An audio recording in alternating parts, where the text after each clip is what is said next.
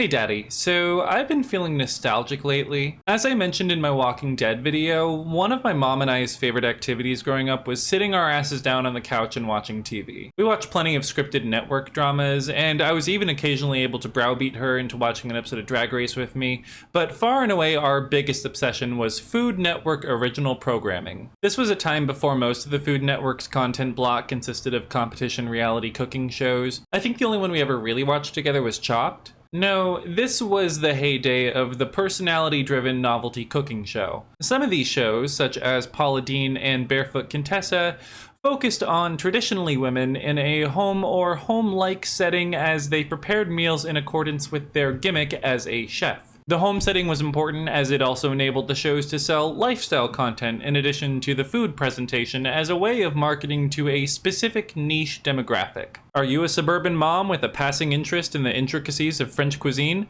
Well, you're in luck because Ina Garden has a show, a cookbook, and a food store all catered to your special interest. Paula Deen, meanwhile, fulfilled a similar niche for racist people. The most infamous of these shows was called Semi-Homemade with Sandra Lee. Or should I say, the meme that came out of Semi-Homemade with Sandra Lee. 2 shots of vodka. The show was infamous for multiple reasons, the most notable of which being a Kwanzaa-themed angel food cake that involved sticking the Kinara candles inside some crudely pressed holes in the icing. The late, great Anthony Bourdain referred to this episode in particular as an eye-searing war crime, according to Wikipedia, that is. We, of course, loyally watched and recorded every episode on our DVR. This was way back in the day, y'all. The other type of show that was admittedly less popular than the Help Me Mommy, I Don't Know What I'm Doing cooking program was the restaurant-based reality show. Ace of Cakes, my favorite of this lot, was very much indicative of this whole subgenre. The show was essentially structured like any other episodic series, with a central location and a main cast of characters that need to overcome certain themed obstacles every episode. The show's lead, a Baltimore native named Duff Goldman, owns and operates a custom cake shop that specializes in novelty cakes for weddings and other such events. The individual seasons are available for purchase online.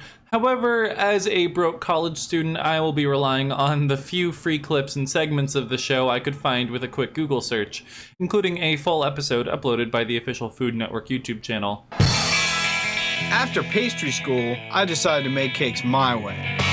So I set up shop and hired the most talented people I know, my friends. Right off the bat, you start to get to know the personalities of the people that work at Duff's Cake Shop. Mary Alice heads a lot of the administrative duties, planning and organizing the shop's daily goings-on. She's basically Duff's right-hand woman, really sort of the backbone of this whole operation. She seems to have a fondness for Duff's brand of lowbrow humor, although she does emanate an air of professionalism while the cameras are rolling. You can tell she's working hard to ensure the continued success of the cake shop, which includes doing the organizational and administrative duties that are required in running a small business.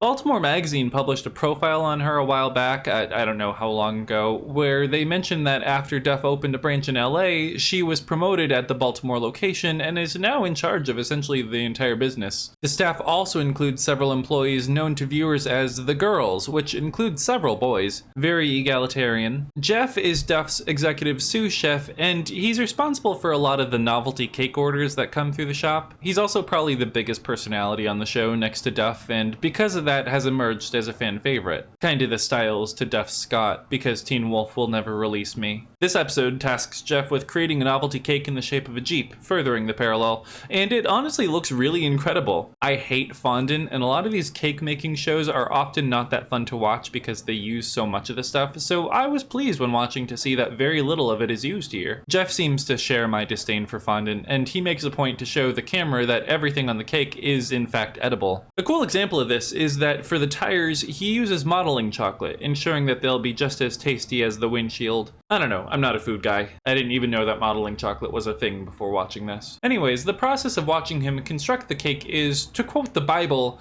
super fun and really interesting. The way he cuts out the little divots where the wheels go, pleating the wheels to emulate tire treads, all the detailing on the hood and in the seats and such. It's just such a cool, beautiful novelty cake. The show didn't seem to want to linger on it though, as within seconds of serving the cake is ravaged by the partygoers like the walkers at the end of the Walking Dead pilot. Absolutely ravenous, the complete disrespect. The bulk of this episode concerns the construction and delivery of a novelty cake modeled after the centerpiece landmark of the Preakness Horse Race, which Duff estimates will be a whopping 50 pounds of cake. The Preakness is the second stage of the Triple Crown of thoroughbred racing, which encompasses, in order, the Kentucky Derby, the Preakness in Maryland, and the Belmont Stakes in New York. Brooklyn! You know the landmark building in question is for horse racing because of the cute little horsey mobile perched atop the house. I know nothing about the city of Baltimore outside of what they showed in The Wire, but I do find this building to be incredibly charming and generally a good choice for a novelty cake. Early on, we get to see the Duff man at work physically mapping out how the cake will look based on a photograph, and it's clear he has a very sophisticated knowledge of cake architecture. Duff suggests the use of a motor to make the weather vane spin, so it's unclear how much of this novelty cake is meant to be consumed. The Jeep was fully edible, but I'm not sure anyone wants to be crunching on wires while biting into something as soft and moist as cake. Not to mention the electrocution factor. Throughout the episode, there are brief interludes of Duff and the girls constructing a wedding cake for one of his college friends, and not to grade the team too harshly, but it doesn't look particularly appetizing. The concept of the cake is the real problem here, as the bride really wants a beach-themed wedding cake with sand-colored frosting and little white shell details made out of gum paste. And the thing is served on a literal wooden dock, so I guess this one's for the crowd who's chasing that feeling of splinters in the mouth as they carve into a mound of sand. I don't know if this is just a consequence of the cameras they filmed the show on, but even the shade of brown Duff uses for the sand has an orange tint to it that just makes it look like a 3-tiered stack of cheese wheels. I don't know who would ever want a cake like this for their wedding. Maybe they were torn between 2 destinations for the ceremony and this is meant to bring the sands of Santa Monica to a Wisconsin dairy farm. They finished the derby cake and it looks good. It's hard to tell how much of it is edible and how much is fondant, but the cake's in a screen, so that's not really something I need to concern myself with anyway. The detailing on the roof, the spire, the little black-eyed Susans dotting the perimeter, it all looks great. The flowers in the green bed of grass in particular help to sell the vibe of tailgating dads and wine moms on a weekend excursion with the kids. The episode's conflict then moves on to the problem of delivery as Duff and Co. have to navigate the cake on foot through a crowd of drunk frat guys to its final destination under the roof of its source material. Imagine some guy rear-ends the van on the way over and the cake spills. Duff would rain fire. I guess what would be analogous to this trek Duff and Mary Alice are on here is, say, Paradiso, where they have to start at the edge of the gorge and hike the cake all the way through the heart of the crowd while drunk 20-somethings are moshing to Marshmallow. I also can't imagine what would have happened if one of the horses he walked by had gone rogue and taken a bite out of the spire. I mean, it's a horse. You can only get so mad at it, you know? It smelled food, or in the cake's case, fondant. There's this very surreal shot of Duff walking towards the building, and both it and the cake are in frame, and it reminds me of that Keanu/little Keanu meme from like 5 years ago. I wonder what the cinematographer was trying to say with this shot. Shock surprise, the drunk frat guys love Duff Man. Eventually, he and the crew make it to the winner's tent where they are greeted by the exact demographic you'd expect to see at one of these horse races. To commemorate the occasion, Duff tops the cake off with a replica of the little horsey mobile and the white people pounce. The lieutenant governor is even there to celebrate with Duff, as are some other people of presumed importance. This man even gets to live out my fantasy of kissing Duff's bald head. As the credits roll, Duff delivers what I believe to be not only the show's thesis, but perhaps even the thesis of the Food Network as a whole. You know, those guys are like, man, we just lost a whole bunch of money, but at least we got some cake. You may not always recoup your production costs, but as Duff always says, cake makes everything better. The next video is called A Working Edible Roller Coaster. Going in, I'm curious how much of this title is going to turn out to be a lie. This episode tasks Duff & Co. with the creation of a novelty cake in the shape of the King's Dominion theme park. The centerpiece of this cake to be is a scaled-down recreation of the park's main attraction, the Intimidator 305. As research for the project, the gang takes a field trip to the park and, more specifically, the coaster. God, imagine this being your job. Right off the bat, it's established that the coaster is is going to be motorized and go through the cake, meaning that my vision of a fully edible working roller coaster made out of modeling chocolate is likely not going to come to fruition, so lie number 1. Duff seems to share my proclivities for spectacle, as this episode sees him butting heads with the girls over how intricate the design of this cake should be. Right off the bat, I'm incredibly impressed with the craftsmanship that's going into this project. I do, however, have to dock points once again for the amount of fondant being used here. I understand that it's difficult to avoid the use of fondant in the construction of these novelty cakes that require this sort of intricate painting and structural support, but come on, surely you can figure something out. I guess this is a good point to reiterate that I know absolutely nothing about the cake making process. It looks great though, I'll give it that. All the detailing is really cool. Duff's making all these different bolts and sprockets, and they use this cool blue gel stuff for the water. It's like a whole little world made out of sugar. I could absolutely see Ninja Bread Man having a high old time at this red velvet amusement park. I have to assume that the coaster itself is made out of metal, which makes sense, but god,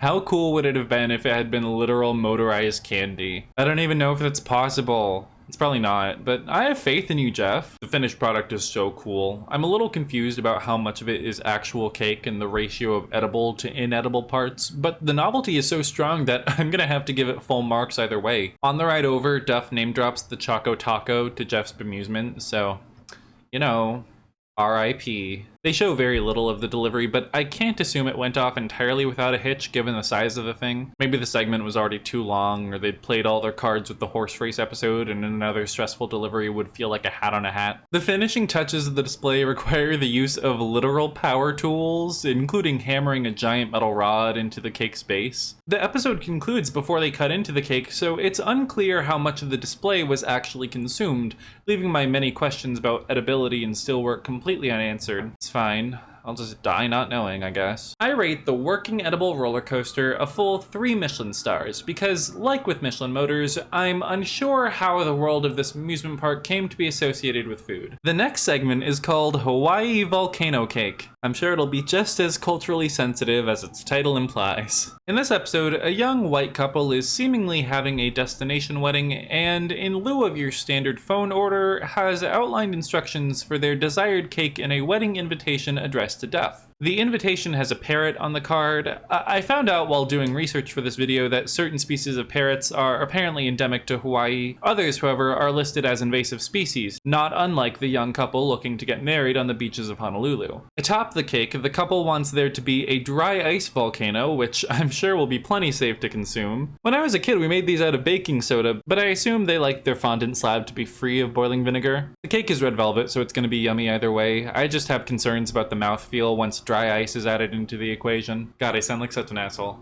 I'm so sorry. I'm unsure how they're planning to cut this cake, given the plastic pipe running down the center. Jeff also uses this episode to flex his academic credentials. The way we do it is like a pipe that is, sealed at the bottom that sits inside the cake, and we fill that up with the dry ice, and then you just put a little bit of water in there, and the fog comes out of it. It's sublimation.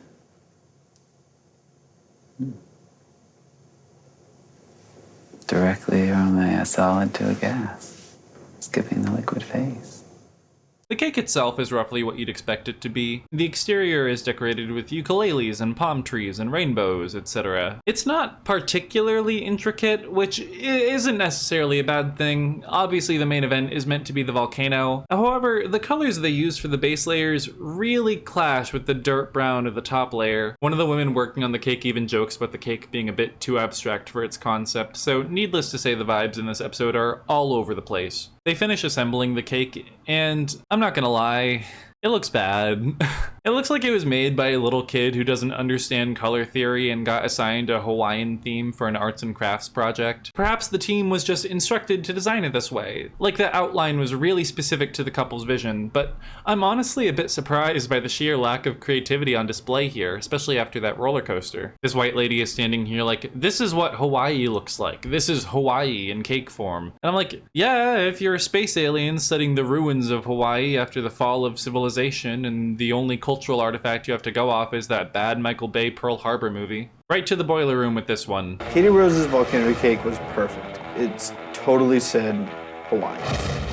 Okay, so what's next? Well, I'm pleased to report that I have saved the best for last. Because in this episode, the good people at Charm City Cakes collide with the wonderful world of Broadway. Imagine my delight as I was scrolling through the YouTube search results for Ace of Cakes full episodes, watch online free, wistfully nostalgic for my lost youth. Only to find out that in 2008, as the show is gearing up for a national tour, Duff Goldman and co. made a trip down to Baltimore's historic Hippodrome Theater to make a reconstruction of the set of Avenue Q, entirely out of cake. Y'all, when I tell you I lost my shit. For those of you who don't know, Avenue Q is a stage musical from the 2000s with music and lyrics by Robert Lopez and Jeff Marks. The play's been described as Sesame Street for adults, following a group of 20 and 30-somethings as they learn life lessons about dating, racism, pornography, class struggles, and the search for one's purpose as an English major fresh out of undergrad. So, you know, right up my alley. The show was really hot when it debuted on Broadway in 2004, beating out Wicked and Carolina Change for the Tony for Best Musical, something that many Stephen Schwartz stans are still salty about to this day. There was actually a documentary that followed the production of Avenue Q, as well as Wicked, Carolina Change, and the Boy George musical Taboo, as they were all being developed as Broadway hopefuls. The whole Avenue Q v. Wicked debate is actually very evocative of the current state of the musical theater industry. The shows that Tony Award voters tend to favor aren't necessarily the ones that are the most commercially successful because, especially in today's age of mega musicals, big garish productions tend to be seen as a bit tacky. The swill of the common folk, if you will. Think Wicked, Mamma Mia, Mean Girls, as well as anything owned and produced by Disney. You'll notice that most of these are also adaptations. The shows that do best at the Tonys tend to be ones with original concepts like Avenue Q and A Strange Loop. We saw this in action when The Band's Visit, adapted from a virtually unknown Israeli film of the same name, beat out fan favorite SpongeBob SquarePants, as well as Frozen and Mean Girls for Best Musical. There are those times when the most popular new show on Broadway also happens to be the darling of that year's ceremony. Think Hamilton, The Book of Mormon, The Producers.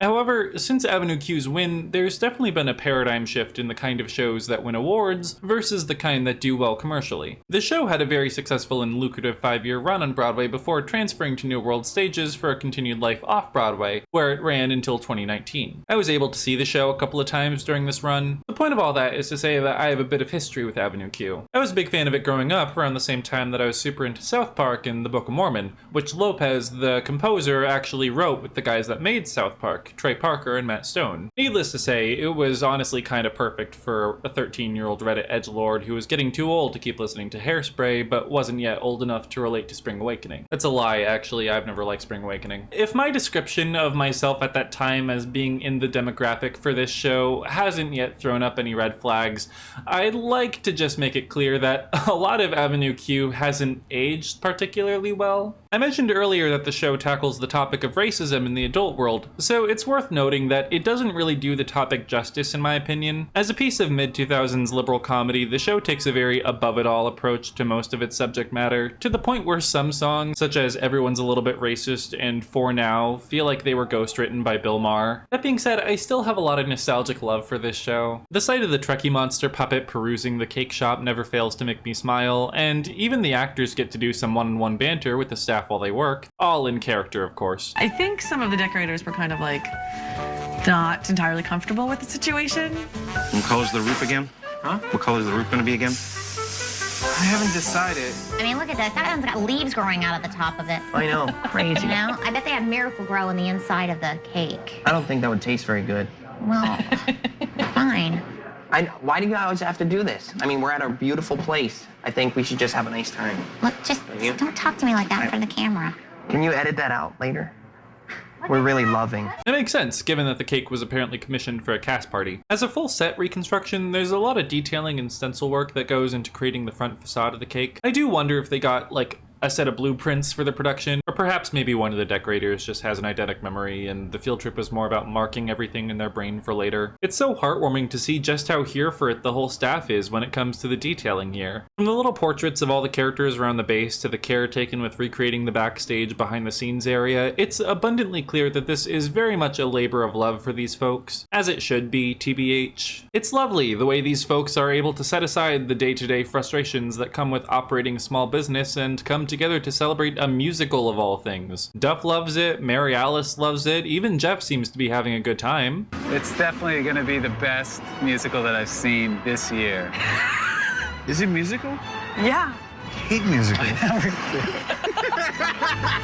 I suppose this show was also just kind of a good choice for this demographic. Perhaps this is close-minded of me, but I'm unsure whether or not they'd have had the same enthusiasm for a production of, like, Bear, a pop opera, or whatever. I'm not trying to insinuate anything about these guys, by the way. Duff mentions to Mary Alice before the show how much he hates musicals as a whole. Meanwhile, Jeff seems to have more of an ambivalence towards them. But I also have first-hand experience with what it's like to mix these sort of straight white demos with shows that don't exactly, from what I can tell, match their lived experience. Let's just say my high school production of Rent prompted more than a few awkward conversations with older relatives, and for God's sake, it was fucking Rent. That doesn't seem to be the case with these guys, by the way. They all seem pretty open-minded. Look at Duff's reaction as he watches one of the puppets sing about how much he'd love it if his best buddy came out to him. Duff really loved the show. I think his enthusiasm for it is a testament to the fact that a lot of people tend to write off musicals without having much experience with the medium itself. Maybe they saw a community theater production of Cats as a child and were traumatized for life. I'm a firm believer that no matter who you are, where you're from, or where your path in life has taken you, if you take the plunge, you will find a musical that resonates with you. And it's good to see that Duff has finally found his. God, they really don't make TV like this anymore, huh? Princeton and Kate give Duff an in-character tour of the backstage area,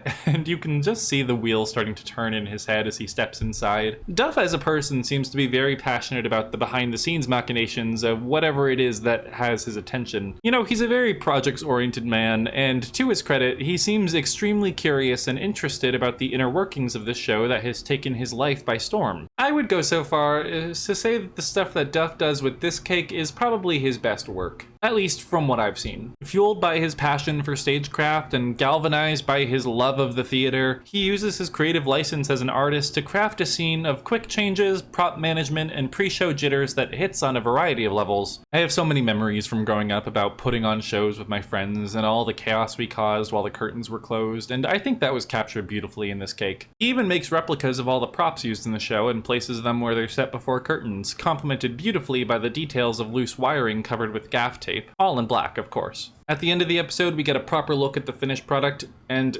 y'all, it looks great. Every detail is right. All of the windows are perfectly spaced, there's not a brick out of line. Everything from the grungy color scheme of the buildings to the proportions of the doors and the stoops to the way the fencing comes in at the side, this is a perfect replica of the show's set. They even have an adorable little Trekkie monster peeking out the window. God, just looking at this is making me so happy. It's unclear how much of the cake is actually edible since they once again don't show it being cut. They also don't really tell us what flavor the cake is, although I have to assume that the base that they painted on is covered in fondant for structural purposes. So while I can't speak to the yumminess factor of it all, that's not really what this cake is about for me. I see this cake as something akin to a Lego set, one of the ones made to tie into a popular brand and is stuffed with a lot of neat details and Easter eggs that are really rewarding to look for fans of the IP. It's like a dollhouse. An edible dollhouse. All I know is that if given the opportunity, I would tear into that cake like Starro the Conqueror. You see them eating it at the end, so we know that a substantial enough portion of it is in fact edible, but they don't show us the cake post-carving, presumably to preserve it in our brains as the perfect specimen that it is. Of the selections we've looked at today, I feel safe saying that the Avenue Q cake is far and away my favorite. The roller coaster cake may be more impressive on a mechanical level, and the Jeep certainly seems the yummiest out of the lot, but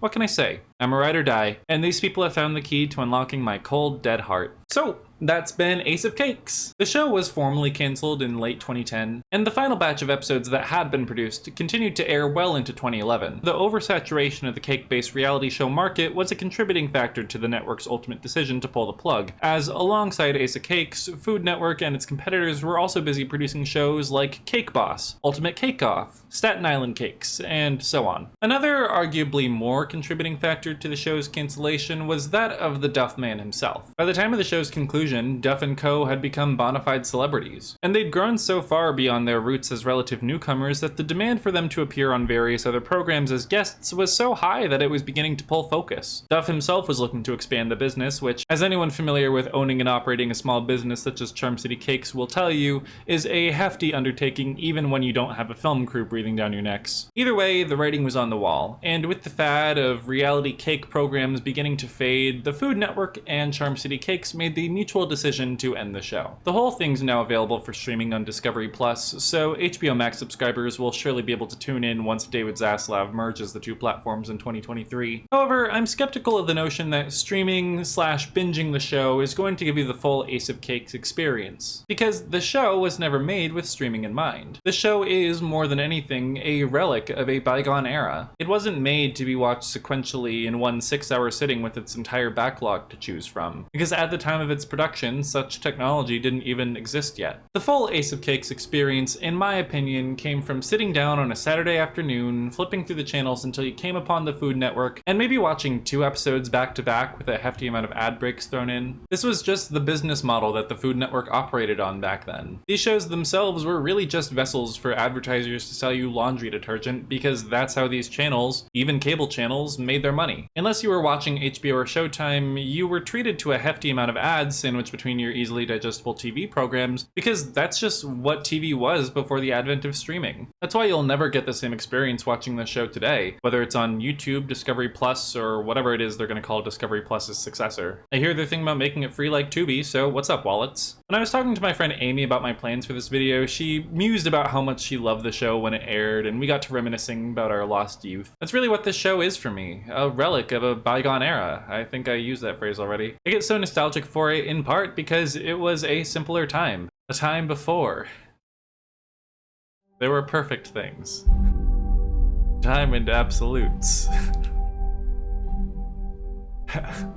How things fall.